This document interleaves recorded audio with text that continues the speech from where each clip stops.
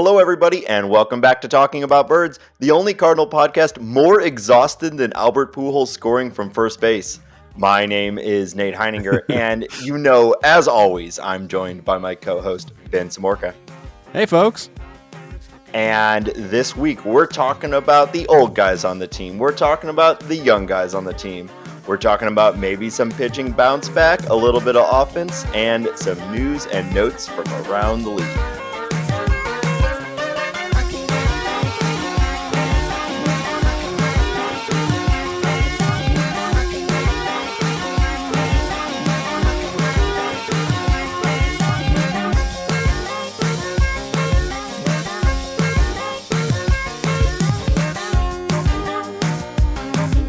If you have an idea for the opening joke, tweet us at TalkAboutBirds. Well, Ben, I know we've got a lot to talk about today. We've got a full week of games. We've got minor leagues. We've got adventure all across the league. But before we get to that, something magical happened, as I understand it. Yes. Something every little boy and every little girl dreams about. Yeah. Even 33-year-old chunky boys. Ben, why don't you break down for us? I want everything. I want to know everything. What did you have for lunch that day? What happened? What happened, Ben? I don't remember what I had for lunch that day, but I can tell you that I went to Biker Jim's and I got one of their famous Louisiana Red Hot dogs. With their famous topping on it that is cream cheese and caramelized onions, which is, for my money, like some of the best ballpark food you can possibly get. This is in the stadium, right? In the stadium, and they actually have two stands now. There's one on the lower level and one on the upper level. So very happy about that. So I was well fueled. I was properly lubricated with meat fat and cream cheese fat and caramelized onions and bread. Now, of course, that's your general state of being, though, right? Like, I mean, yeah, in the ballpark for sure. Yeah, I can't argue that. Yeah, but I guess I'll bury the lead for a second longer in the sense that I think I've tried to do this math a few times over the years.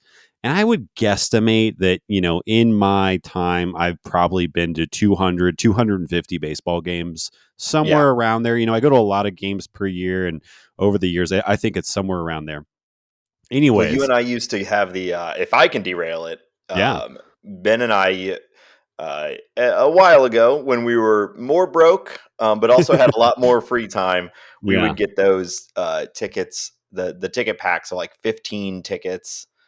15 games a year, but they were like nosebleed, section 450, back against the like chain link fence that is at the top of the stadium. Literally, our backs against the wall, And we would go to those games and get the what's the organization that's trying to prevent drunk driving? Great cause. They had a GLAD or SAD or MAD or something. Yeah, they had a. I don't know if they still do it. But basically you could go and like sign a thing that says like, I'm not drinking today. And they give you a free coupon for a soda at the ballpark. Yes. And because of the way these ticket packs worked, you're spending like $10 for the ticket, and we'd go and get the free soda, and we'd park like a half a mile away from the stadium. Yep. And go to, between this and just going to other games, we go to like 20 games a year and spend like $15 between the ticket, the free soda, and the parking. And it was great. But I don't know if it definitely would not increase your odds for what we're about to talk about here with those seats. But, just something I think about when racking up the amount of games that, you've been to more than me, but those years that we did that, like, really racked up the game count. Right. I think like 250. I think 250 in there. Maybe someday I'll sit down and actually do the math and figure it out. I don't know. My memory's not that good. Anyways, I finally caught my first foul ball of my entire life. Yes, I was. I mean, I was unbelievably excited. And the craziest thing, it was the last batter of the game. Brendan Rodgers was up. I was sitting sort of behind home plate. I think I was section 126, row 19. If anyone has any familiarity with Coors, that's basically behind home plate, but a little bit on the Rockies side. The ball flies back. It bounces off the facade above us, off the club level, and then falls right into my hands, essentially. As soon as the ball came up, like I said, I was well lubricated from my Topo Chicos, my hard seltzers, and my hot dogs and all that. So I stood up. I was ready for it.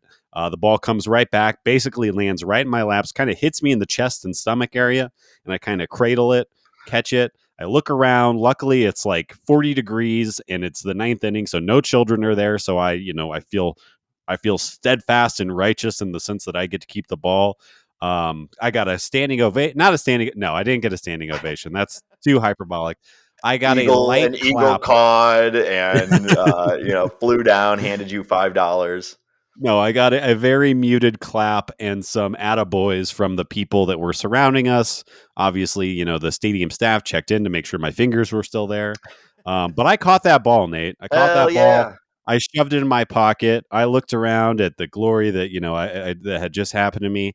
And then, of course, we were playing the Cubs. It was Rockies Cubs. There was this obnoxious Cubs fan, maybe 4 or 5 rows behind us, something like that. Guy just kind of keeps going.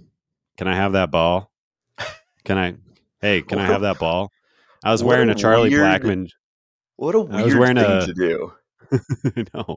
I was wearing a Charlie Blackman jersey that night. So he goes, Blackman, can I have that ball? But like not yelling at me, but just kind of saying it like that, and maybe for like 5 minutes. And I really wanted to turn around, but what you should know, if you've been to 200 to 250 baseball games, what you should Mhm. know is you don't interact with a Cubs fan. Right. Never.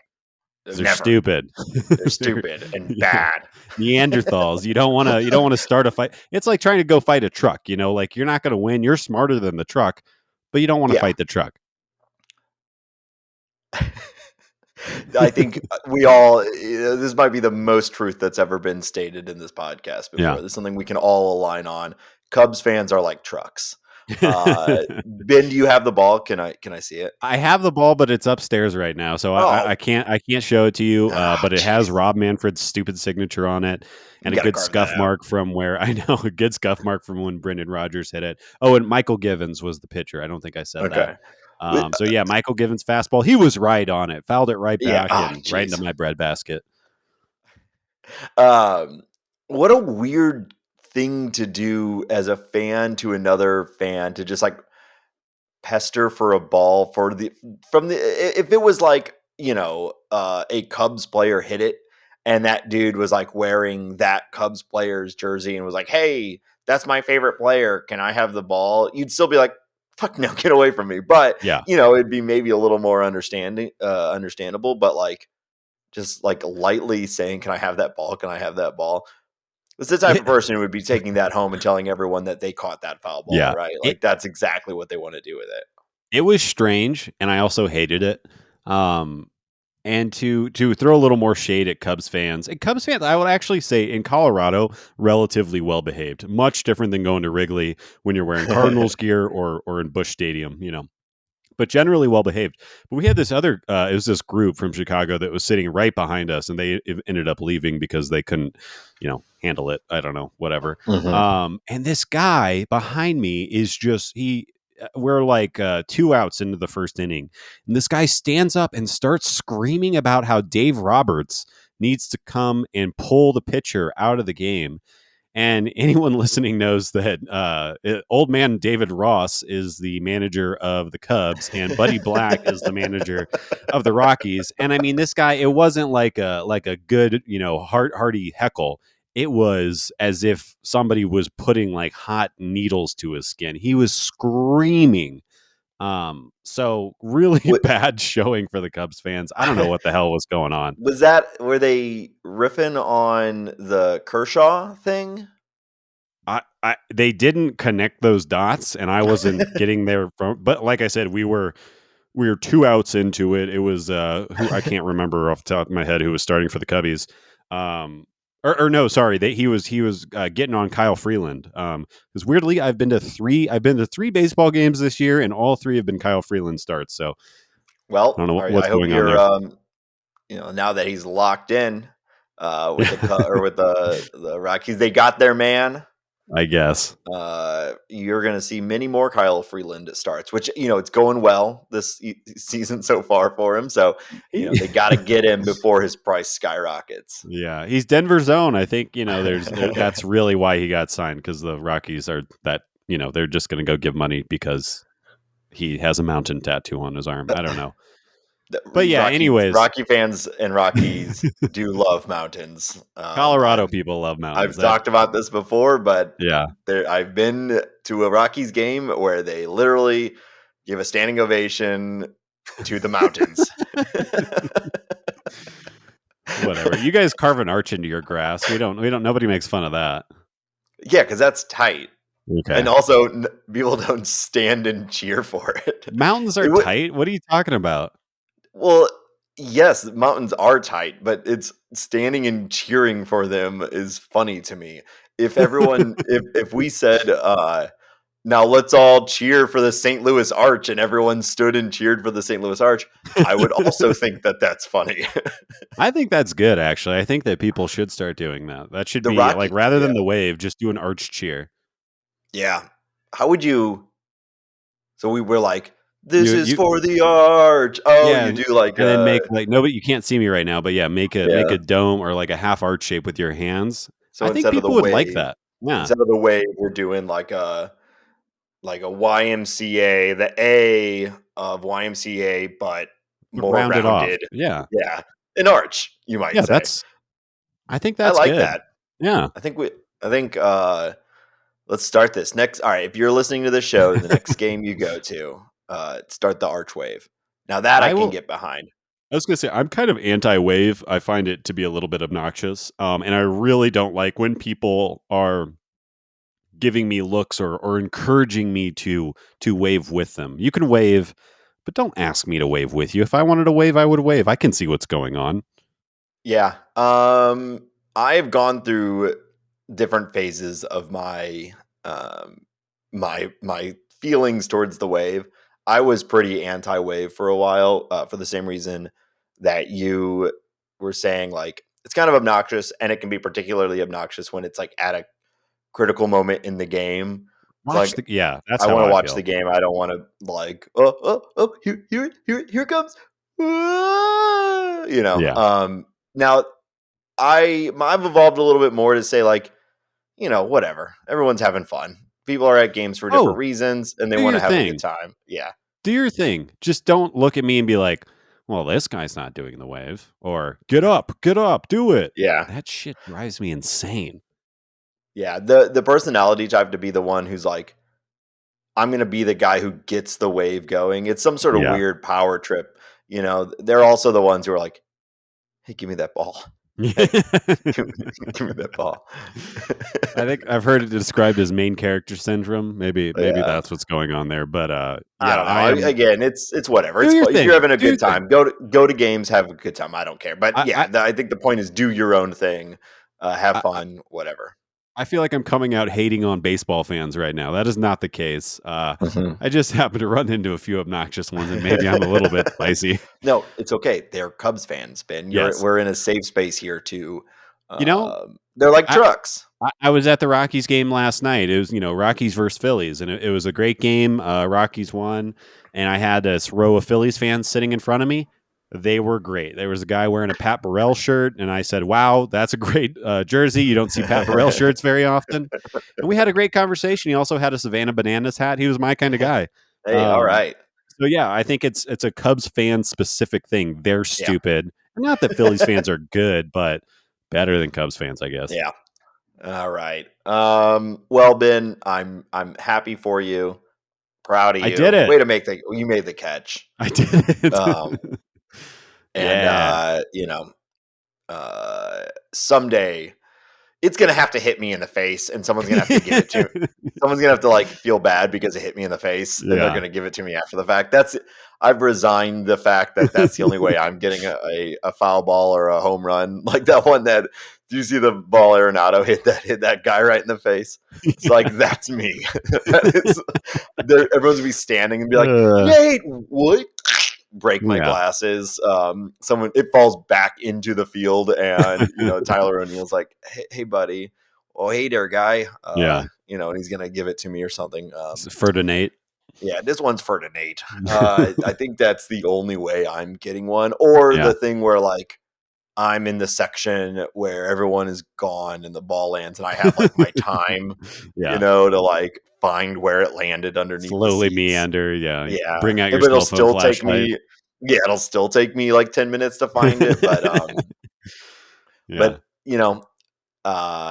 we all have our different strengths and skills, so yeah. I'll get one eventually. Um, I'd love to know what your strengths and skills are, but we don't have time for that. Editing podcasts? I don't know. There you Not go. even that good at that either. All right, let's move on. Yeah, We have actual baseball baseball. happened. Yeah, some baseball happened. We are getting into this season. We Yeah, are in the depths of April. So a couple weeks of games now. We're starting to see some real storylines brewing here, Ben. And I think obviously the first one we have to talk about is the old guys are back in town. All right, old men are the new market inefficiency. it's unbelievable. It really is. I think we all expected Wayno to be good or to be something like he was last year, and we're seeing exactly that. Yachty, I think we'll talk a little bit more about in a moment, but he is getting extra days, getting that Yeah, time off, but has looked good at least behind the plate so far. But I think we gotta talk about Pujols, right? I mean, it's been fun so far. I can honestly say I've never seen anything like this, and I mean nobody really has because there isn't really another player that you could compare exactly to Pujols. And in this particular situation, like I am sure that I'm blanking on this happening somewhere where a guy who is a franchise icon signs with another team, stays there for a while, and then comes back on sort of a honeymoon contract or not a honeymoon contract. What would you call this? Like a Like farewell contract? what's Yeah, opposite of a honeymoon? yeah, that was the perfectly wrong word for me to choose. Yeah. But come back, and then not only that, but and I know it's short. We only has he only has 21 plate appearances under his Yeah. belt, but is absolutely crushing the ball. That everybody's raving about him. He's running around the bases, stumbling and bumbling. The fact that he scored from first to home the other day, like that Remarkable. is just completely like truly a feat of athleticism. But yeah, and again, like Statcast isn't everything. That doesn't make up a player, but it's interesting to me. In the early going, he's got 17 events with Statcast, and he's hitting the ball almost 95 miles per hour. That's his average exit velo right now. And I will say, I thought we talked about in earlier episodes.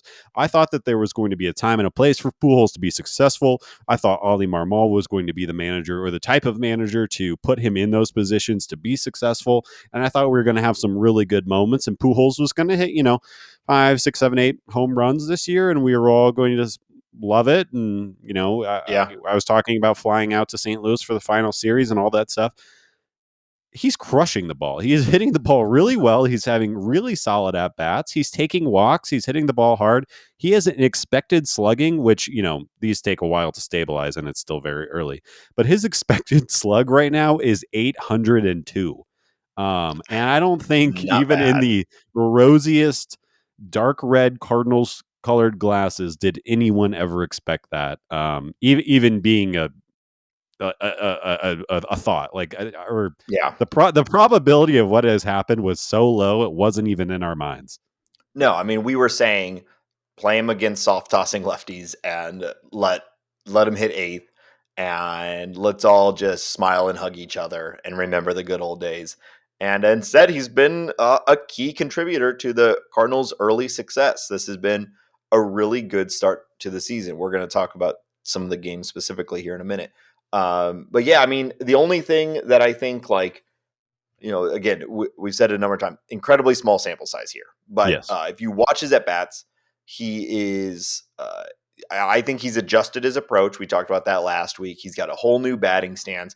He's clearly willing to take the single take the bloop hit when it presents itself.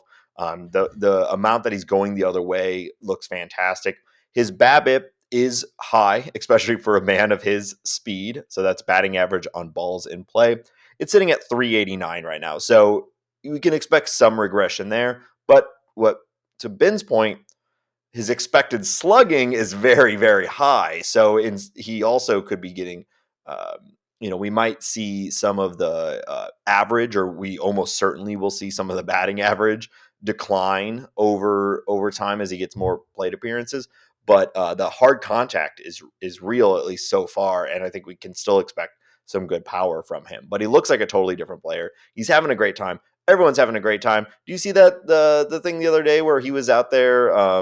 He like went out instead of Yachty to warm up the pitcher, and Yeah. everyone's just like, it's fun. It's exactly what you want from this. I hope the good times continue. I think we have to expect some regression to some degree of with his bat, but like that's fine. We were not expecting him to have an over one OPS for this whole season. So I think we'll be okay with some regression. Yeah. Yeah, I think, Wayno was in the booth during the Brewers series, and he was kind of talking about his ability to, as an older man, an older player, kind of being able to appreciate the situation, enjoy being with Du Bois and Mm-hmm. enjoying the cities and just the experience of being a Major League Baseball player. And, we all watched Albert for 11 years, and he would have some fun, but I would not describe him as a happy-go-lucky or a silly No, ball player. Like, the not dude at was all. called the Machine for a reason, right? Yeah. Like, laser focus, Terminator eyes. But seeing him, yeah, exactly what you're talking about, having fun, laughing, joking around with Yachty.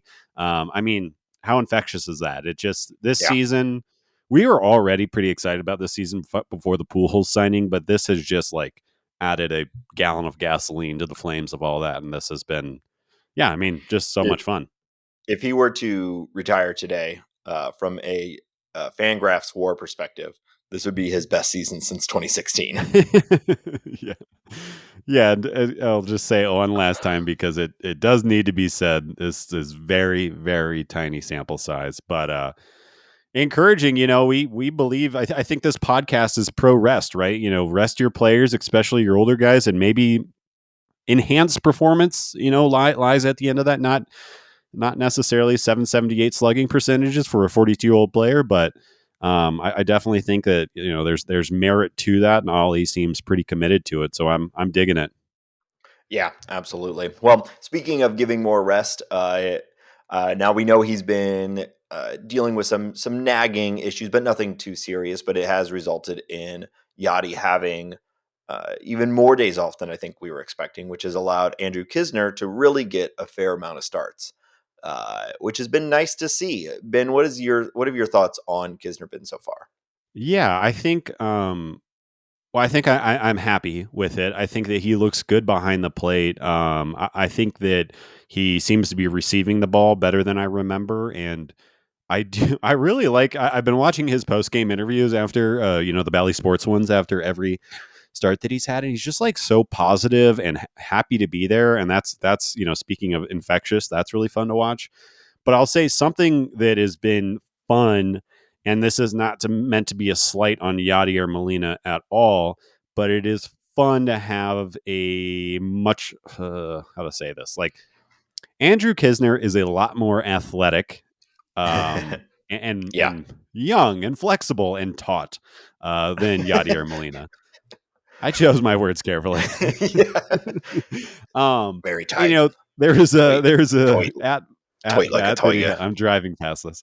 There's an at bat he had against the Brewers, where he kind of flipped a ball over to left field, or no, it was right field, and he stretched what would be a single for Yachty for sure into a double, dove in head first, slid around the tag.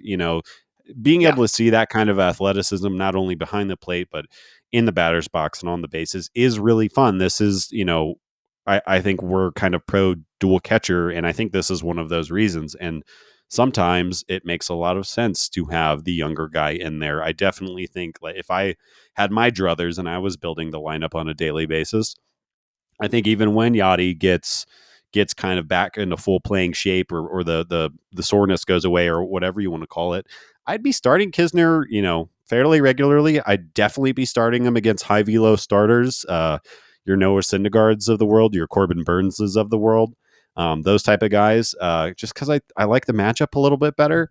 And at this point, there's obviously Yachty brings the things that are hard for any non-baseball players to fully quantify, because you don't know how impactful the field generalness of Yachty is. I think that's Right. it's impossible for you and I or fans to really truly understand. I think his defense looks great. Like Yeah. behind the plate, he looks good. I don't think it's as much of his drop off as it used to be, and I think that's Kinzer's getting better, and Yachty's getting older, and Right. all these things are coalescing. But yeah, overall, I've been very happy, and I think it's been fun to watch.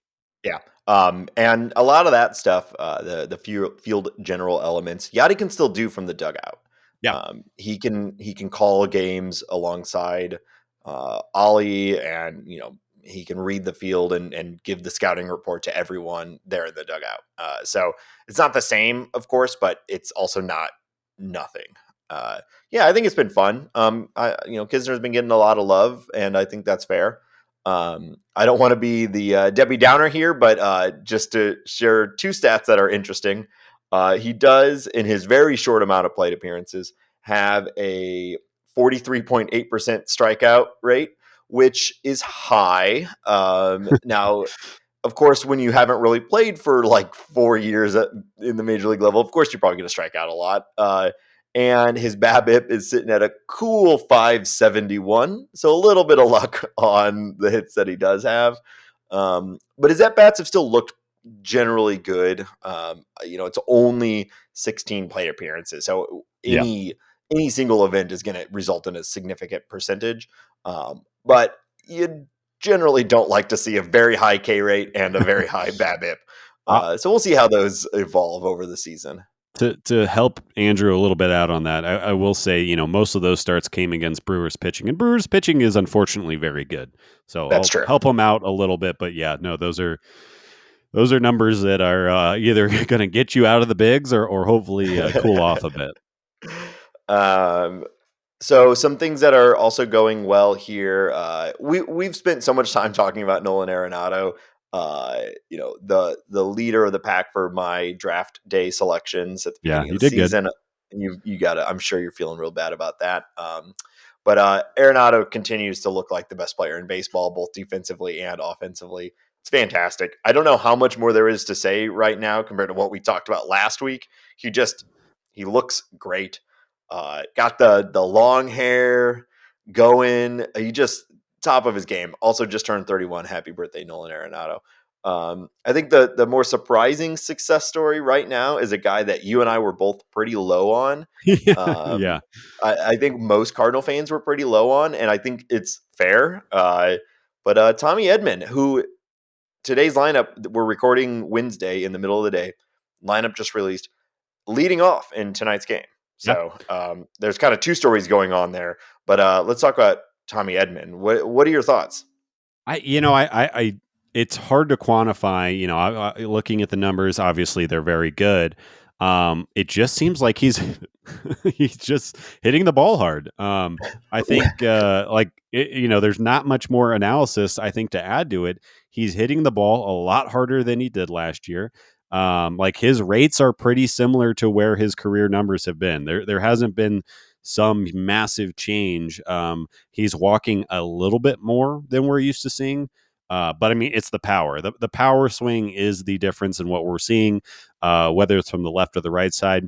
He's already got 3 home runs, which is silly. I did, you think of him as kind of a slap hitter. And even when he's not hitting the ball out of the park, he's driving it to the outfield wall, and that speed is going to make his slugging look really good. So Yeah, I don't know. I think, I'm excited for, hopefully he keeps this up, and hopefully he has more data that we can dive into. Because for my money, I can't tell other than he just seems to be better. Something that, I was watching my Bally Sports post game interviews last night, and I can't remember, one of the beat writers asked Tommy, "Hey, you had a rough spring. you come out swinging, your hair's on fire, you're playing great. What's going on here? And Tommy very calmly just said, yeah, I was actually just working on some things in spring. And, I was kind of working on this thing and kind of working on this thing. And he was kind of talking about just amorphous hitting in baseball things that don't really mean a ton to me. Right. So I mean, maybe there's just truth to that. Maybe He's he like, made an adjustment and here we are. in spring, I was like just trying to. You remember that day I went up and tried to do a pool cue shot? Um, Everyone was, that was not very successful, but I thought I'd give it a shot, try to hit the ball like it was a pool cue. So I was just working on weird things in spring. I mean, I remember a handful of years back, Freddie Freeman, he was having like a MVP type season, like he does. And a reporter asked him, hey, Freddie, what's changed this year? Why are you being so much more successful? And he says, I decided that I wanted to be striking out less. And that's what he attributed to his success. So, like, I mean, baseball players, I mean, they're obviously Huh. unbelievably talented, some of the best athletes in the world. Maybe they can just say, you know what? I'm going to start hitting the ball harder. And then Tommy does it. I don't know. Well, I mean, he had been more of a slap hitting guy in his career, and maybe he hanging out with Bro Neal and Arenado and those guys. He's just like, maybe I'll hit the ball harder. I don't know. Surprising. Yeah. Again, early. We'll Exciting. see. But like you said, the numbers look pretty good. His BABIP is a little high, 350, but that's not that high for a guy of his speed. Someone like him can maintain generally an over 300 BABIP in a full season. So um, we'll see. We hope he keeps it going. Flip side of that, I talked about the new lineup. Not going to spend too much time on it, but Carlson, looking like he's been struggling a little bit, came out of the box looking pretty good, but Yeah. in the last week or so has looked a little lost at the plate. Yeah. I mean, Dylan also has, I can't remember a Cardinals player, or at least no one's popping into my mind right now, who just seems to have bad luck sometimes. Like when he first came up, how many at bats did he have with the bases loaded where he just got destroyed by, bullpen guys throwing 98 above the zone? And I was curious because I was kind of feeling anecdotal about that information. Then I go and look at his Fangraphs page. He's got a 182 BABIP. We're talking a lot of BABIP this episode. So he Yeah, is hitting the ball. He's hitting into some bad luck. His strikeout rate is down. His walk rate is really down. So I think it's just a matter of him settling in.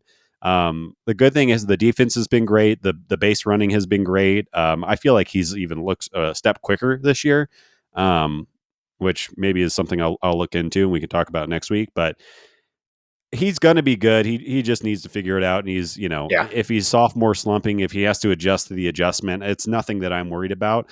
But I think it's nice. We were just talking about how great Tommy Edman is. Great. Let's move Dylan down and move Tommy up and play the hot hand and get, whoever's hot getting the most at bats and getting the offense going. So kind of have that luxury right now when the Cardinals are looking the way yeah, that they're looking. It's okay to have Dylan slump a little bit. That being said, I think we're both like super high on Dylan and we yeah, expect him yeah. to have a pretty fantastic year. So I am not hitting the panic button. Uh, so Ben and I both like operate the our Twitter account, and I don't know if you saw this, Ben, the other day, but it was after Carlson's stolen base. I went on there and tweeted something about like this is the start of his 2020 season, or more Yeah. like Carlson's going at least 2020 or something like that. And then I sent that, and then like an hour later, I was looking at it, I was looking at the things that we had sent, and you had said almost the exact same thing as me, like within like 2 minutes of when I Yeah. sent that. I was like, that had to be confusing for anyone that was like reading our Twitter, but it was also funny that we had like the exact same thought. We should start a We should start a. baseball Oh my podcast. god, we should. Whoa. Whoa, all right, I think we should end our podcast. Yeah. All right. Great up.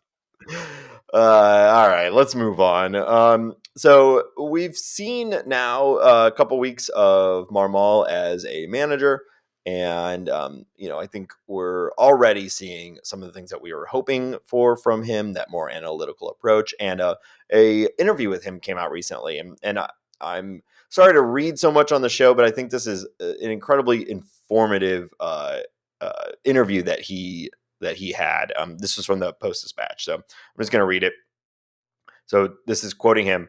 Merrifield against Whitgren over 12, Marmol said, referring to Merrifield's lifetime numbers against the right-hander. But when you look at the video, 3 of them were caught on the track, 2 were line drives to short. 12 at bats, how meaningful are they?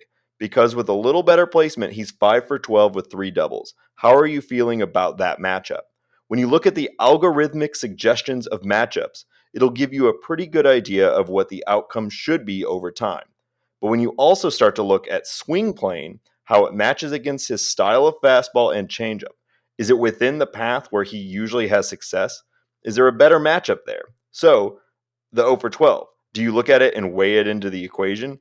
Yes. Is it the determining factor? The answer is no. You can easily get fooled looking at a sheet and going, oh, this guy is 0 for 4 against him, until he's not. Is it really meaningful if someone is 0 for 4 against somebody? I lean towards no. Lot in that statement, Ben. Yeah. We've got algorithmic suggestions. We've got Yes. matching plane, swing plane against pitch type. We've got not overvaluing short sample sizes on a matchup or matchup basis. We've got going in and watching video to understand what does that 0 for 12 actually look like. I don't know about you, but when I read this, I was like, hell yes, this is what we've wanted from a Cardinal manager. Like, I don't know, forever, you know. Yeah. It's what I think we thought we were getting with Schilt. Yes. And you know, enough has been said about why he's not with us anymore, but like that right there was like, you know, he there's been weird decisions already. There's always going to be weird decisions, but that level of analysis in the game and that level of thinking about the game was just exactly what I've wanted from a manager for the Cardinals for so long. Well, and I think, that kind of statement and that kind of line of thought and that kind of like analytical brain is okay. Maybe he's making a weird decision, but I bet Ollie's got a good answer for this or a reason Yeah, for this. And he is likely to go explain that to us in a detailed fashion. right. And he's also, he's very self-effacing. He is telling you what he is thinking. He is not putting anything else on it. And I really, really appreciate that. But yeah, I think I agree with you. I think the number one takeaway I had from reading that statement by him was no Cardinals manager in the history of the St. Louis Cardinals could ever put that thought and explain it like that. And that is not a Right. diss to TLR or any of them. It's just a matter of fact. No, they did not think that way. And if they did, they absolutely did not share that with the fans or with the media at all. So Yeah. I think that's my biggest takeaway is, holy cow, this guy gets it. And It's he is opposite definitely Matheny. opposite Matheny, who TLR, went to, TLR would explain what he meant, what he was yeah, doing, but it was still had this whole like, well, you know, I woke up this morning and had my eggs and I just felt like this, you know, this was the day for this guy, you know, or whatever. And it's like, yeah. all right, you explained what you meant, but it still didn't make any sense. But yeah, what a you know, this guy Ali Marmal's been in the on the team, part of the organization for quite a while, and he's been seen as this wonder kid, you know, wunderkind. What? Damn it!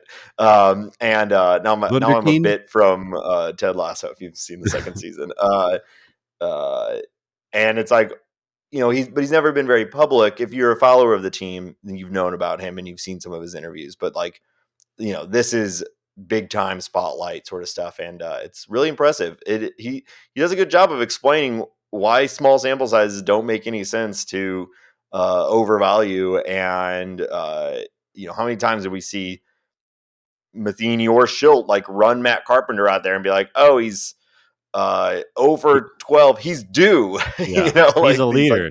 yeah, these horrible you know, thought processes. So it's nice. Yeah, and I also think the great thing about that is that if he kind of lays it out like that and you still disagree with him, at least you know what the hell you're disagreeing with. Like, Yeah, I'm all on board with it. I'm happy. Hopefully this is just how it goes. All for the rest of the year and yeah. years to come. So yeah, all good.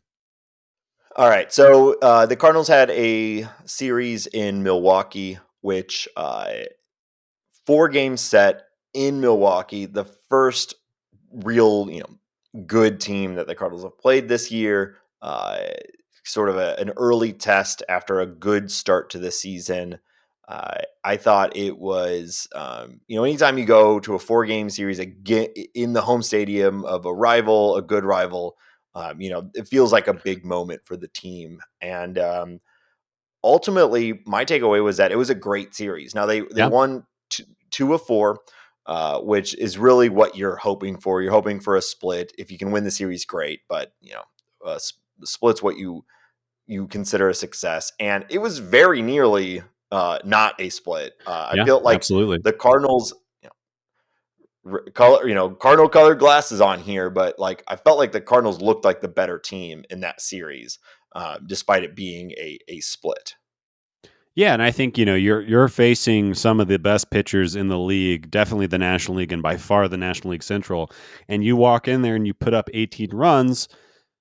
That's Yeah, big because I think we're all fairly confident in the Cardinals' offense, but actually seeing it, I think if there's one thing to nitpick at in the first week of Cardinals baseball was, they're not facing great competition, especially on yeah, the pitching side. I think we said JT Brubaker's a bit of a challenge, but outside of that, nothing that you're scared of or you're marking off on your calendar. Um, but these guys are, the bullpen yeah, and the start. We all know they're very very good. Even Adrian Hauser, who I wouldn't say is fantastic, but 96 mile an hour hard sinker. yeah, It's hard. yeah, And the fact that they were able to sit back on Freddie Peralta, let Freddie, get his pitch count way up really quickly rather than just flailing at balls. That's going to be really helpful for the rest of the year. Every, like you were saying, every single game and every single series with the Brewers already is extremely important to the Cardinals. It is, I think, in our opinion, a 2-team race. So anytime you can get deep into their bullpen, put up some runs, that's great. I think, also what needs to be pointed out is the Cardinals only gave up 13 runs. That's a little over 3 runs per game. Um, and I don't think by any means anyone really expects the Brewers offense to be great. But the fact that we beat them on a differential, a yeah, run differential over a 4-game set, walk out of there with your head high. Yeah, you could have had, you could have had 4 games, I guess, but you definitely could have had 3 games, and that's okay. But I yeah. think the Cardinals looked like the better team, um, and like I said, they were able to get at the pitching. That's the number one thing you worry about. Right. Yeah, absolutely. We had some good performances from Mats. We Yes. spent a bunch of time on the last episode talking about Mats and what went wrong and how he could be better. And hey, he was better. I mean, he looked great. Like not that I watched some Matt starts, last year when he was playing for the Blue Jays, but I would not by any means say that I'm a Matt's hawk or anything like that. But at A least Mats in man. a Matsman, I can definitely say in a Cardinals uniform, we've never seen a sinker look that good. And the fact that he was able to spot it to both sides and low on the plate. There were points in that game where he looked like he was dominating, Yeah. which, that he looked fantastic. And it's kind of fun having a lefty, throwing 95, 96. Yeah. It's fun to watch. We don't really have many of those guys. So that's been good, or at least from Yeah. the starting rotation. We also got a good start from Miles Michaelis, which is Ooh, very good to see. yes. Yeah. Pretty He critical looked that he's good this year. that's the best that he's looked in a long time, and he Yeah. looked fantastic. I can't remember the fastball coming out of his hand like that, and the curveball.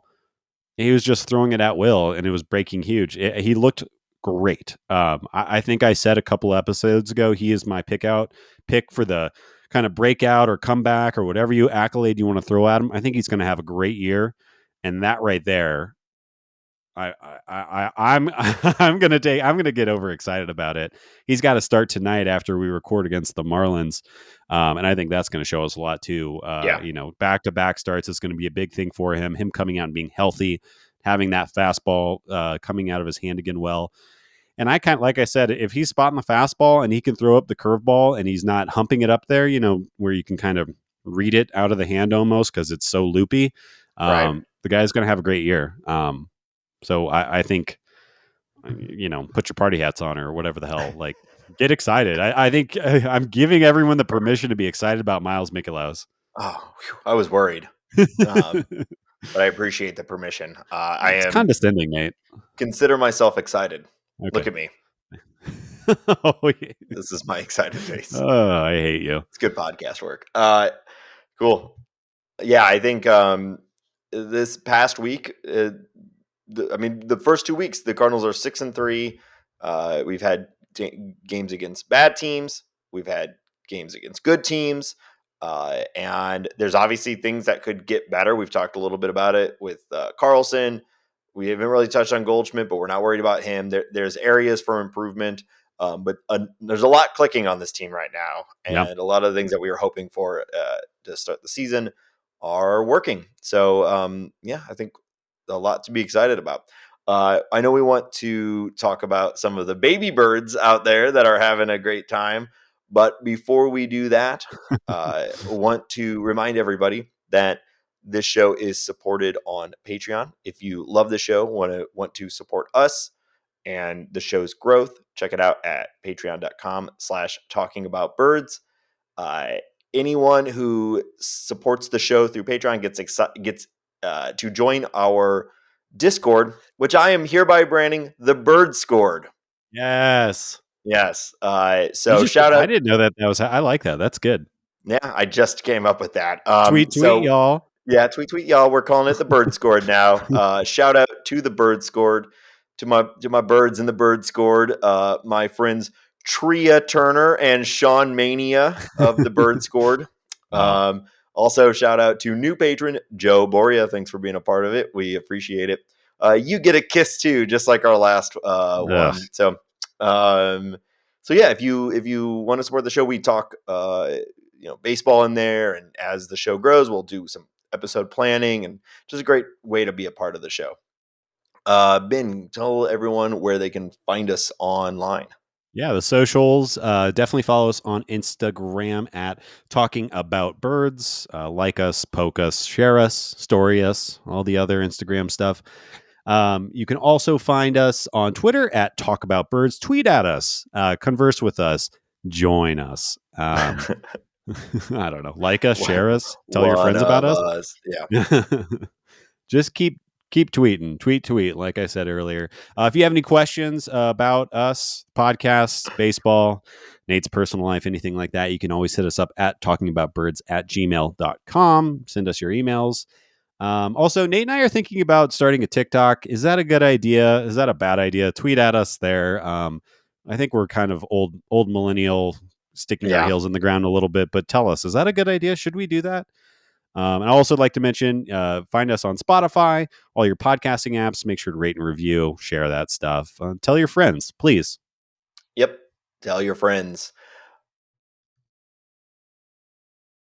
So, if you've listened to the show since the beginning, there were a couple guys that we were really excited about. I mean, we're not the only ones, but a lot of people are excited about. A lot of people We're the thought were, only ones that know about Juan Yepez. He's our yeah. guy. Let me. Have you heard of Nolan Gorman? But so we were very excited about Gorman and Yabez. We both thought they were going to make the team. I thought they were going to split time at DH, and then the Cardinals signed Corey Dickerson and Albert Pujols. So they are starting in Memphis, and wow, what a start to the season they are having. Gorman has 5 home runs in 5 games, or a home run in 5 games straight, seven Yep. home runs over 7 games. Burleson putting on a show himself. There's still plenty to be excited about for these guys, and it's nice to know that the Cardinals have some fuel in the reserves if there's an injury, or maybe something like Paul DeYoung continues to struggle, and Edman continues to do well. You can move Edman over to short and give Gorman some time at second base to see if that transitions to the big leagues immediately or not. It's just a lot of fun having these mashers in Yeah. the minors. That are the Cardinals haven't had a. Well, I guess Carlson was pretty well regarded, but he kind of like blew up and then made the team Right. pretty quickly. I can't remember the last time the Cardinals have had like a power guy like Gorman sitting in the minors for the amount of time that he has been now. Yeah, no, and I think, like there's obviously going to be people out there that kind of complain about the Dickerson and Pujols signing because it means that it's, quote unquote, taking at bats away from these young guys. But this is what good teams do. The good teams have guys that are banging down the door of AAA to try to get in the Yeah, big leagues, and they can, maybe, there will be opportunities to bring those guys up when injuries happen, inevitably happen. Things, will not all go perfect for the Cardinals this year, but this is what the Dodgers do. This, the Rays have Vidal Brujan in the minors right now, and he's probably starting for most teams. A right. lot of the best teams in baseball, this is what they do. They have so much good talent, they can't fit it on the team. So I think while it's fair to be annoyed by the fact that Gorman's not getting those or hitting those bombs for the big boy Cardinals, it's good to know that that's a lever that Mo Zaylock and Ali can pull whenever they need. So yeah, all good. Gorman is on fire right now. He's also Yeah, striking out like a lunatic, he but is. He hey, is. with great strikeouts come great power sometimes. So whatever, let it rip, big boy. Yeah, he is selling out a little bit for power right now. It does make you think, is he just down there like, all right, I just need to put on a show. I just need to hit as many bombs as possible to like Yeah, remind everybody that I'm down here. I don't know. Yepez as well. He was to me a bigger question mark. Huge breakout season in yeah, 2021. Was he going to be able to carry it forward? And so far, so good. Uh, Other guy who's standing out, someone who is risen and fallen yeah. multiple times through the last couple of years. Zach Thompson, starting pitching prospect for the Cardinals, at times in the top 10 Cardinal prospect list. Maybe looking like the next Jack Flaherty, and then really struggled in 2021. But right now, at least early on in the season, looking like maybe he's returning to form a bit. Yeah, I think, you have to be excited. He's only got 2 starts so far, but he's racking up a lot of Ks. He's keeping the ERA down, and that's something that is, that's where I worry about the team. Like we were talking about earlier, I don't worry so much about the power production. I don't worry so much about the offense or position players. But we need some of these guys in Double A and Triple A on the pitching side to hit. Oviedo's had a really rough start to the season, but yeah, Zach Thompson's coming out and looking like maybe he clicked in. He talked about how last year was just a bad year for him. So maybe the adjustments that he's made have made a lot of sense. And this is a college pitcher that we expected to kind of be in the bigs quickly. So maybe he is going to fulfill that prophecy prediction, not Sure, prophecy. the the gods spoke Yeah, the baseball gods came of down a and they man named touched Zach. Zach Thompson. There will Yeah, be a Zach Thompson. Don't the Pirates, I think, also have a starting pitcher named Zach Thompson right now? So hopefully the prophecy probably. was speaking of our Zach Thompson and not Yeah, theirs. that would be good. There will unto a day there will be two Zach Thompson. I, I hated that. A quick Corey Spangenberg update. He is OPSing 484. So he hasn't caught fire yet, but it's coming. We all know Sleeping it's coming. sleeping dragon. My dude, he's a sleeping dragon. All right. Yeah. That's the ace in the hole that the Cardinals are just waiting to release on the league. uh, Sorry, rest of the league. Yep. Sorry, Spangenberg is ours. Um, there's Now I feel a little mean. You're good, Spangenberg. You're better than yeah, me. he's a So professional baseball yeah, player. yeah. I'll He's I'll shut good. up. Yeah. Yeah. Oh, guilty. But thanks for the Spangenberg watch update report.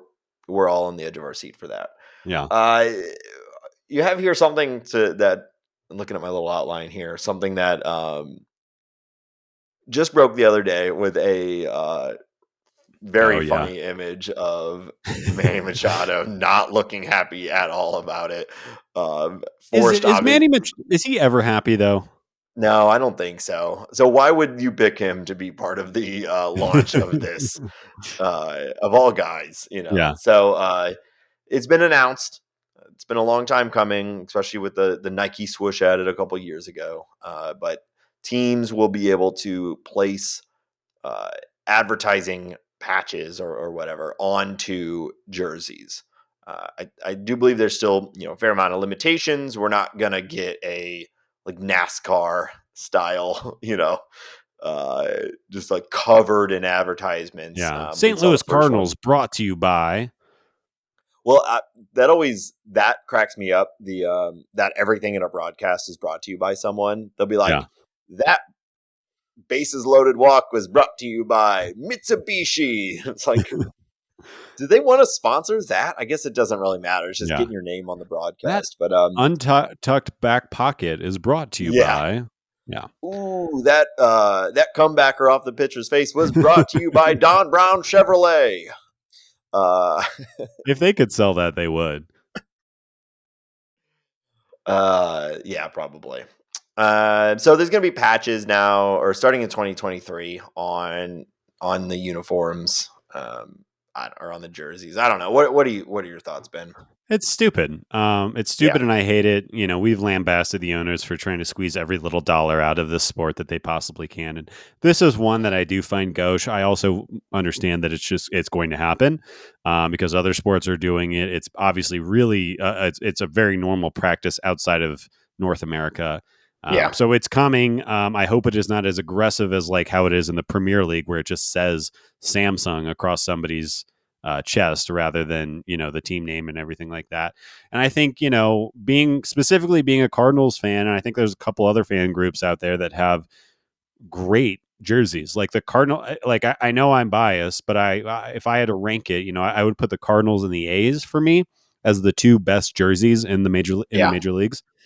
And I don't really want to see these jerseys soiled with some stupid product integration. And the other thing is, I have a couple of jerseys, and if there's a freaking Samsung logo on it, I think I am way, way, way less likely to buy it. And I know some people are going to still go for it because they want to wear the thing that the players are wearing and they want that authenticity.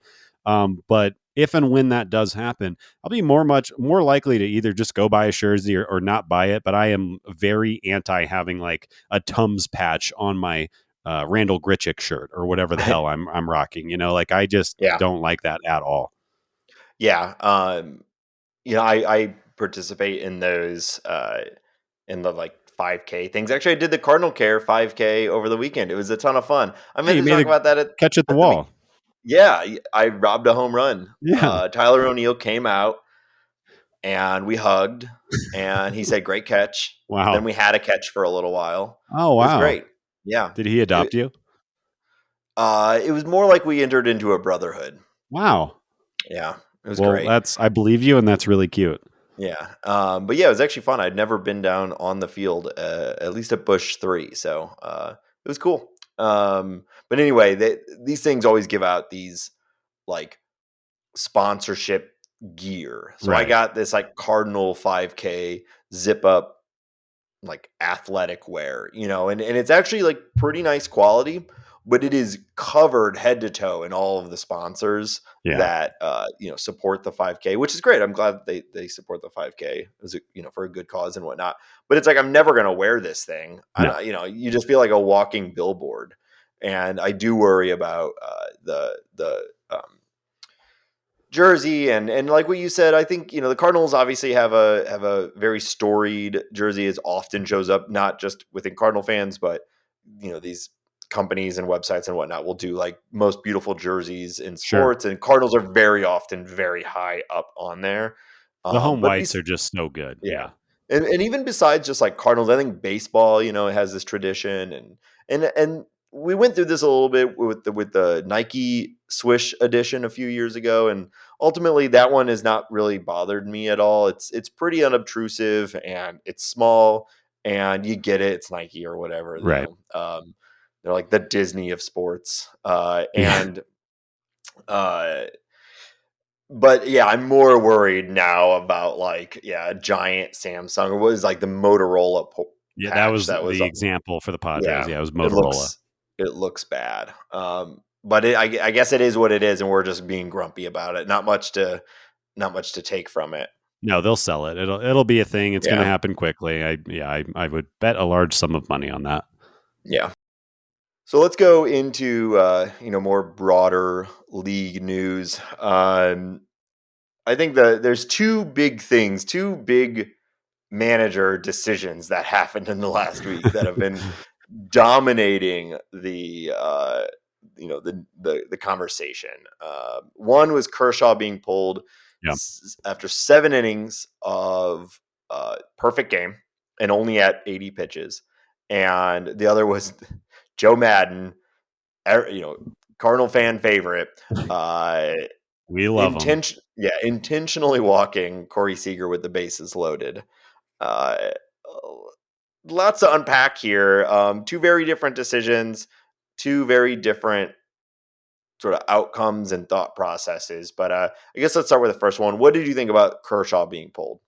Yeah, I think if it was, and I'm definitely going to sound like old man yelling at clouds right now, and I'm fully aware of that, and I'm actually comfortable with that. That's fine.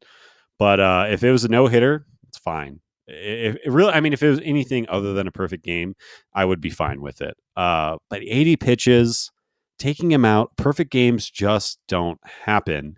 Yeah, In a pitcher, uh, Kershaw. You want Kershaw to have that on his Wikipedia page. He's Clayton yeah, Kershaw. He is the Sandy Koufax of our generation. He is the guy. An accolade like this just kind of adds to the mystique, the whole. He is that guy. He's that guy that should go do that. And the fact that Dave Roberts took him out, I think is kind of a bummer. I also, I think that there's part of this is on Clayton too. I think if Clayton's kind of got that Yadier Molina Clayton. vibe, like, We're huh? watching you. You're just calling him by his first name a lot. Clayton, Clayton, Mr. this is Kirsch. on you. If he would have gone over and said to Dave Roberts, "Hey man, I'm staying in. This is my game," probably would have let him. Like I think he's one of the few players in the MLB that can kind of tell his manager what to do. So I'm a little surprised about that. And I know that players always say the right thing in post game interviews, and it's about the team and it's about the long run. And I know that Kershaw has had an injury history, but he was cruising. If Yeah, anybody watched any, I mean, his slider alone was just completely unhittable, and he was spotting his fastball all over the place. So being a baseball fan that I am, I would much rather go for history. I know it's early in the season. Give him give him an extra day of rust after it or something like that. But yeah, man, you want to see the yeah, perfect game, right? Every single yeah, time. yeah. So bummer. I share the sentiment, and to me, like I saw a lot of the take that you're saying, which is the like, or the common take has been if it was a no hitter, fine, whatever, but it's a perfect game. To me, it's actually even more about it being Clayton Kershaw. If it Right. was some random pitcher. I think the stars were aligned, but he was on a pitch count. It had been decided before the game. I'd get it a little bit more, but it's Clayton Kershaw. Like, come on, he's the best pitcher of the generation. Let him have this moment, or at least go for the moment, and have your guy warming up. And if he gives up a hit, all right, whatever, he's out. Yeah. Yeah. No big And deal. But uh, to add to the Clayton Kershaw of it all, it's, he's somebody who you are fully confident can take it all the way. Like there are some people who are just getting lucky the whole time, but yeah, Clayton was dominating. yeah, it looked good. This was not a fluky. He was just that good that day. Yeah, So yeah, disappointing. hopefully he gets another shot at it. Yeah. The other one, though, this one is funnier, less impactful from an actual like history moment. Although it is a more rare situation than a perfect game, Yeah. which is Because it's the stupid. yeah, it's stupid. And I just want to use this moment to roast Joe Madden for a little bit. So somehow, if you're unfamiliar, the Angels are down, and the Rangers had the bases loaded, In the fourth and inning. in the fourth inning, and Joe Madden calls for the intentional walk to Corey Seager. Now, Corey Seager's good. We're both huge fans of Corey Seager, Yes. but he's no Barry Bonds, which is the No. last person that this happened to during peak Barry Bonds, and also this is the first time that it's happened where the team that did it is trailing since literally the 1800s. So again, this isn't Joe Madden like, the masterminding, like he's found the new inefficiency or whatever. It's just stupid. It's a bad decision, and there's no reason to do it. And you can tell that it's a stupid decision because even Joe Madden didn't have a reason for doing it. Whenever they interviewed him, he said something to the effect of trying to avoid the big inning, I got the which quote is right here. okay. Yeah, just trying to stay out of a big blow, and also just try to stir the group up. Quite frankly, Joe, what does that mean? Yeah, you're a week into the season and you're trying to stir the group up. I don't know. You think Mike He Trout isn't ready to play? You think Shohei Shohei Otani? Ohtani, yeah. What are you talking about? Yeah, he's stupid. There was a time where Joe Madden was like the shit. It was when he was with the Rays, and he was a product of the Rays' way of thinking, and he did carry that success over to the Cubs, and obviously we all remember that. But he always has had this air about him that is just like very frustrating and very annoying. He nitpicks everything, complains about everything, Yeah. gives these big statements. Like I remember after the, um, there was a game where like the Cardinals hit someone and then the Cubs hit someone, and then there was a little bit of that going on. And in a post game interview, Joe Madden started waxing philosophically about how people must have been raised as children that led to, Yeah. just really obnoxious, like I'm better than everyone sort of He's an stuff. And asshole. yeah, he sucks. And this is a stupid thing. And he's trying to like, if your argument is I'm just trying to mix it up, that is never the side that you want to be on. If you Yeah. find yourself saying I just want to mix it up, you should probably rethink whatever you're doing, because it's not going to be what you hope it to be. So Corey, if you're looking at Corey Seager's career numbers, he's got a career 366 on base percentage. So that means that reasonably you could say that he has a 74% chance of getting out. And rather yeah, than doing that, Madden just gave it to him. That is gave why it to it's him. stupid. Yeah. Well, yeah, there's never a reason. Yeah. It's still the there's still a lot of research and whatnot going into it, but just the idea of giving up an out is so like sacrificing and whatnot Right. statistically is rarely a good decision, right? Giving up one of your outs. So think about purposefully letting the other team score a run. Like how could that ever be the right decision? And then, of course, the like everyone who was on base scored through a series of the pitcher balked. I Yeah. wonder if he balked because he was like, "What the fuck, Joe? Like you Yeah. didn't think I could get this guy out?" Like anyway, we're several days late on both of these takes due to our weekly format and these things happening earlier in the week. But like, I just wanted to make fun of Joe Madden for a second. Yeah. It's always fun. Yep. Let's end on some Reds talk. We've hated the Reds enough for a while now, and it's just not going well for them. Well, ever Moustakas, since yeah, they have not won since their COO has said that stupid bullshit that we talked about last week. So that kind of makes me happy in a way, although not for Reds fans. Sorry, guys. yeah. Well, now Jonathan India, they're probably their best player. Yeah. Rookie of the year last year is on the IL. Moustakas, who hasn't really been good for a while now, is on the IL. Tommy Pham's revenge tour has not gone the way that he has wanted it, though he has had a good couple games now here Yeah. at the over the last couple days. But still, just a rough time for the Reds. Maybe your COO coming out and saying that we don't care about you or anyone, not a good look. No, karma, I guess. Yeah. And yeah, one other thing I want to make fun of the Reds for, and this one, I don't know how I feel about the hit. I don't think I've had enough time to think about this yet. But the Luke Voigt coming into home plate and hitting Tyler Stevenson, who's the Reds catcher, and he's going out on concussion protocols. That's obviously just bad. I don't think Luke Voigt did it on purpose. I think Luke Voigt is just a truck of a human being, and Yeah. Stevenson accidentally got in the way of it. At least I'd like to think that. But the reason I bring this up is because I wanted to bring up that Tommy Pham said that he knows a lot of gyms in the San Diego area, and he'd be happy to go box Luke Voigt. And while I appreciate Tommy Pham and I like both of these players, and I think they both have good, interesting personalities and they're good for the game, Tommy, you are going to lose. Luke You're going to Voigt get crushed. Yeah. is a monster of a human being. They would say when in the Yankees days, he'd be in the same workout room with Giancarlo and Aaron Judge, and they would say that Luke Voigt was the strongest one there. Yeah. Don't mess with that guy. What are you doing? Yeah. Although I would pay to see that. Same. There's probably like, let's get a side industry going of like athletes having boxing matches like outside of the game. Yeah. Well, it's good to laugh at Joe Madden and it's good to laugh at the Reds. So we'll go ahead and end on that. And of course, we're at the end of the episode, so we've got another silly game. Oh no. Uh-oh. Oh no. Oh, here we go again. Oh God. Do you hear that? I hear it. Well, then, you know what that means. It's We're gonna time get for sued by Steven Spielberg. You have to cut it off before it goes too long. It's time for another round of Card Shark. Da-da-da.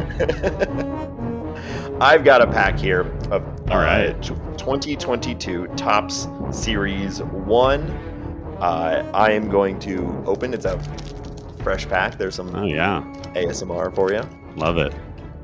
I'm going to open it. We're going to do this like I did it last time. We'll see how it goes. I'm definitely open to suggestions on how to make this better, but here's the rules. I'm going to name the player that I get on the card, and Ben has to say the position and team that they are on. No Keegan Aiken. No Keegan Aiken. And like last time, I don't know, maybe there'll be some like random ass cards in here that will kind of make up the game as we go along. So here we go. I'll tell you what, though, I'll never forget who Keegan Aiken is because that is now burned into my brain. All right. I've got the cards here. Okay. So these cards were, I'm assuming, produced at the end of 2021 or sometime over the off season. So this is somebody who changed teams recently. There you go. There's I will a hint accept. for me. I was actually going to say this already, but this first one, I will accept either their team for 2021 or the team that they are now on. You're such a gentleman. Thank you. Avisail Garcia. Miami Marlins. He's their right fielder. He played for the Brewers last year and kicked the Cardinals' asses all year. You got it. Yeah, that one's a little too close to home. I know, he had a really good year last year. I'm gonna fold that one in half. Yeah. You think, does he feel it when you do that? Hurt him. They're playing him tonight. Yeah, I did pay extra for the voodoo doll version of the. Good. All right. Here's a good one. Riley Adams. Ooh. That is okay, I will admit, that is a player I don't know. Riley Adams. He's a major league player, really? I'm going to go with he is a relief pitcher for the Mariners. I didn't mean to shake my head. I saw that. Wrong. Riley Adams is a catcher for the Washington Nationals. Really? Is he the catcher? Adams started his career off with a bang, roping a double in his June 8th debut. A month later, the hulking backstop was traded to Washington. Adams' first home run turned a 2-1 deficit into a 3-2 victory over the Braves on August 7th. He was with the Blue Jays, traded to the Nationals. 47 games. Okay. Oh, yeah. I'll wear that one. That didn't feel good, though. Speaking of hulking, he is 6'4", 246. That's a big man. Yeah. That is a big catcher. All right. Sorry, Riley. Be better. Here's a fun little synchronicity here. Austin Riley. Oh, okay. Austin Riley. He is third baseman for the Braves. World Series winner. Huge breakout year last year. Okay, I will. I'll just say it up front. I'm gonna butcher this last name. Okay. Kyle Higashioka. Yeah. Higashioka. Now, because the Sanchez has been moved, is now the starting catcher for the New York Yankees. Nice. 2 catchers in this pack. Yeah. What a hot pack. Wow. I think they call him Higgy also. I think you could have gotten away with calling him Higgy. I like it. Here we go. Ronnie Dawson. Ooh. Ronnie Dawson. Getting some more obscure ones in this pack. Yeah, that's another really tough one who I've never heard that name before. I'm going to go with he is a let's see. He's a ooh, man, I really don't know this. And I hate that. I think he's a utility infielder for the Twins. He's an outfielder for the Houston Astros. Wow. Yeah. Never. Yeah. Is he related to Andre Dawson? Is that just? I don't know. Okay. Ronnie's 5-year climb to Houston included a Carolina League All-Star season in 2018 and a 17-homer effort at Double-A in 2019. In his Astros debut on April 14th, 2021, Dawson supplied a single, a walk, and 2 runs. Wow. Apparently, I would have he gotten is a AAA player for the Reds this year. that. Not Okay. good enough to make the Reds team. What the hell? Yep. Drew Smiley. Ooh. I know Drew Smiley's a starting pitcher, but where the hell is he pitching these days? That is not so easy for me. I think that he is a Atlanta Brave still. I will give it to you. He was a Brave last year. I believe now Yeah. he is with the Cubs. Oh, I could be wrong on that. I'll look You want that to up. pull? But I think you're. I'll take the charity point. Thank you. Yeah, he's a Cub now. Yeah. All right. This next one. Sean Manaea. Hey, you said it right. Starting pitcher, San Diego Padres. It's like, I don't know if you can see me laughing when I pulled it, but yeah. Yeah. Also would have accepted, of course, the Oakland Athletics. Yeah. This has been either really easy or really Yeah. hard. I'm not happy with my performance. Here's an interesting one. Luis Gil. Luis Gil. I believe he is also a starting pitcher. Now where in the hell does he play? I'm going to say he's an Oakland Athletic as well. He is with the New York Yankees. Oh, wow, not even close. Wrong side of the country. Starting pitcher though? Starting pitcher. Okay, I'll take that.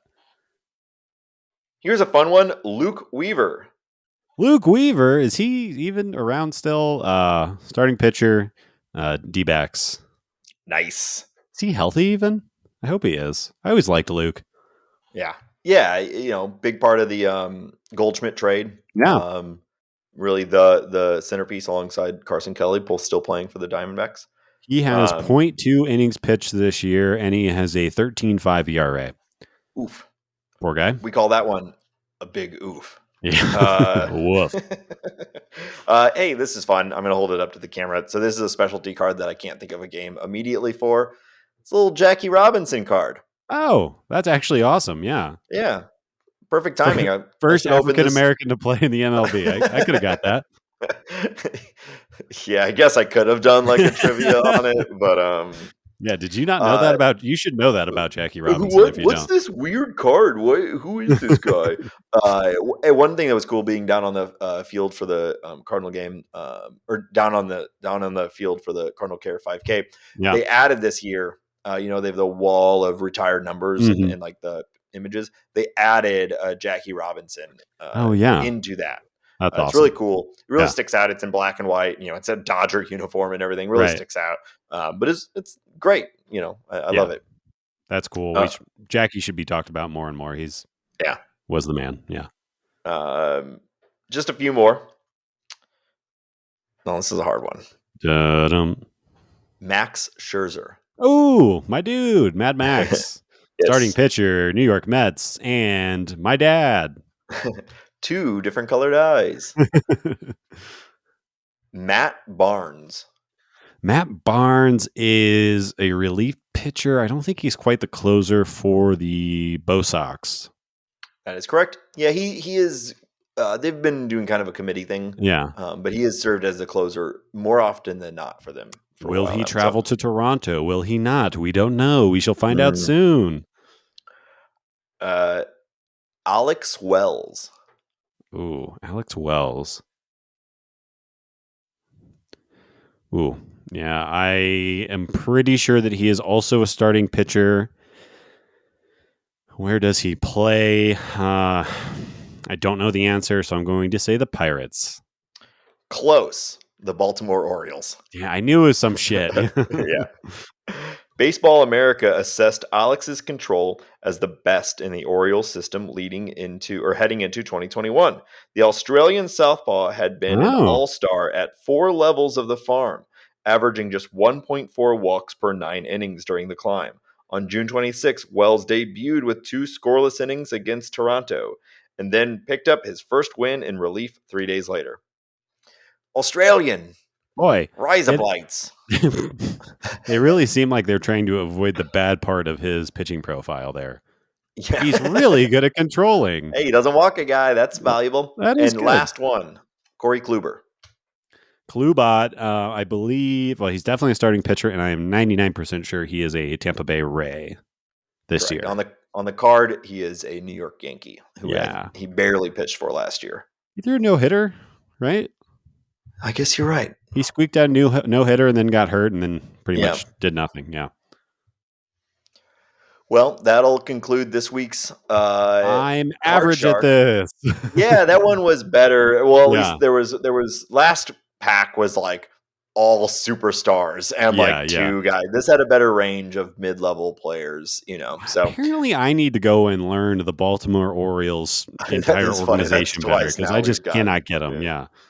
Yeah, I mean, unless you get like Cedric Mullins or Trey Mancini, like who are you knowing on Baltimore anyway? And like even I flip around. I watch a lot of games, and if a team I'm interested in is playing the Orioles, I don't even flip it on because it's just so boring. Yeah, they're not fun to watch. But yeah, I'll those are my excuses. I'll be fine. I'll survive. Well, I think what we need to decide next time we play this game, I think there should be a point threshold that you have to surpass, or you get eaten by the card shark. I think that's smart. Yeah, I think. This game... That might be the smartest thing you've ever said. There's my skill. Yeah. Yay. There you go. So, I don't know. Do you think you got eaten by the card shark in this game? It didn't feel good, so I'll say yeah. He at least gets an arm. Yeah, you got... The card shark had at least a meal off of you today. For sure. Okay. Well, we'll continue to refine this, but that'll conclude this... episode or this version of Card Shark, and also this episode of Talking About Bird. Thank you again, everybody, for your time and for listening. We appreciate you, and we'll be back next week with another episode. And until then, go Cards. Jordan Hicks is an ace. Nice.